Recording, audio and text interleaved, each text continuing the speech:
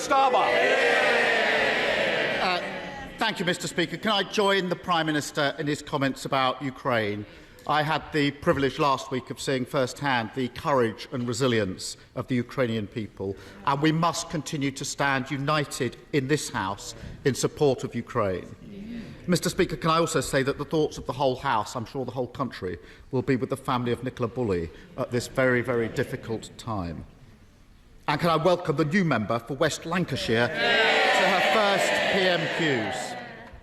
Mr. Speaker, the Labour Party is proud to be the party of the Good Friday Agreement and peace and prosperity in Northern Ireland. We welcome attempts to make the protocol work more effectively. Does the Prime Minister agree with me that it has been poorly implemented and that the basis for any deal must be removing unnecessary checks on goods? Prime Minister.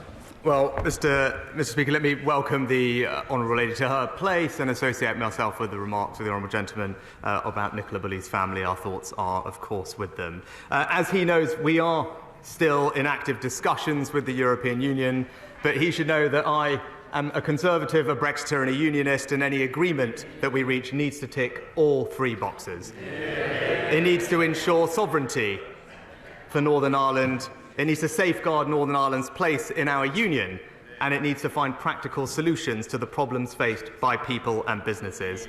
I will be resolute in fighting for what is best for Northern Ireland and the United Kingdom. Yes, Starmer. Mr. Speaker, we all agree that the protocol can be improved, but there are trade-offs, and we need to face up to them. His predecessor told businesses that there would be no forms, no checks, no barriers of any kind. That was absolute nonsense, and it destroyed trust. So, in the interest of restoring that trust, will he confirm that to avoid a hard border on the island of Ireland, the deal he's negotiating is going to see Northern Ireland continue to follow some EU law? Prime Minister. Well, Mr. Speaker, I think that the honourable gentleman is jumping ahead. We are still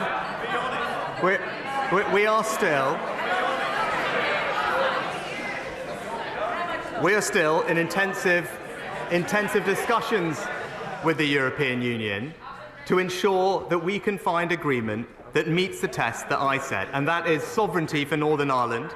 It's Northern Ireland's place in our precious union, and it is to find practical solutions to the problems faced by people and businesses. I have spent time engaging and listening to those communities in Northern Ireland, businesses and political parties. I have a good understanding of what is required, and I will keep fighting until we get it. Mr. Speaker, the Prime Minister is biting his tongue, but at some point the irreconcilables on his benches are going to twig and they're going to come after him. The former Trade Minister says there can be no role for the European Court of Justice in Northern Ireland. So will the Prime Minister be honest with them and tell them that's not going to happen? Mr. Speaker, now again, we need to keep going to actually secure an acceptable agreement. But for the honourable gentleman to be talking about a deal that he hasn't even seen, that we are still negotiating, that isn't finalised, and it's his usual position when it comes to the European Union. It's give the EU a blank cheque and agree to anything they offer. It's not a strategy, Mr. Speaker. That's surrender. Mr. Speaker, it's not my questions he's avoiding, it's their questions he's avoiding. His predecessors wasted months pushing the Northern Ireland Protocol Bill. If implemented, it would tie us up in battles with the EU, the United States and others at precisely the time we should be building common ground to boost our economy and show unity against Putin. Now, the Prime Minister clearly wants a closer relationship with the EU, so can he confirm that if there's a deal, he will pull the protocol bill? Prime Minister. Mr. Speaker, look, what the honourable gentleman wants to put the EU first. I want to put Northern Ireland first.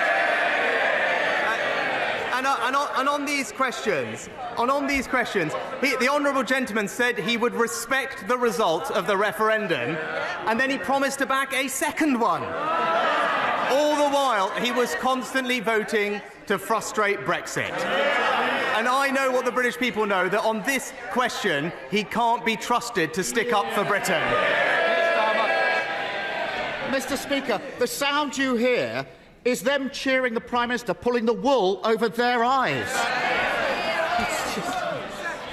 It's the 25th anniversary of the Good Friday Agreement, the 30th anniversary of the Downing Street Declaration.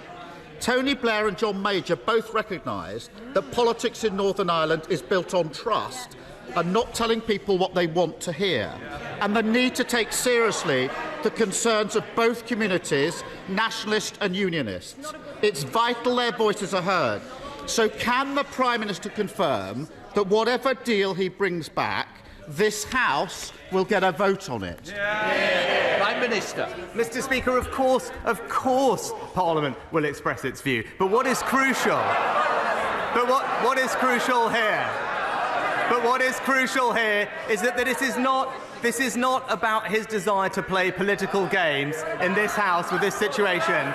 This is about what is best for the people and communities of Northern Ireland. And that, Mr. Speaker, is what I will keep fighting for. Keir Starmer. Well, Mr. Speaker, I take it from that this House will get a vote, and I look forward to that vote in due course. Because everyone knows the basis of this deal has been agreed for weeks. But it's the same old story. The country has to wait while he plucks up the courage to take on the malcontents, the reckless, the wreckers on his own benches. But I'm here to tell him he doesn't need to worry about that, because we will put country before party and ensure that Labour votes to get it through. He should accept our offer, ignore the howls of indignation from those on his side who will never take yes for an answer. Why doesn't he just get on with it? Mr. Speaker, what I am doing is talking and listening to the people of Northern Ireland. That is the right thing to do. It's to make sure that we can respond and resolve to the concerns of the unionist communities and businesses in Northern Ireland, and that is what I will keep doing. But, Mr. Speaker, we know, when the Honourable Gentleman talks about his plans, we have heard that tomorrow he's going to announce 5 missions. But we already know what they are. It's uncontrolled immigration, it's reckless spending, it's higher debt, and it's softer sentences. And for the fifth pledge, Mr. Speaker, we all know it's that he reserves the right to change his mind on the other 4.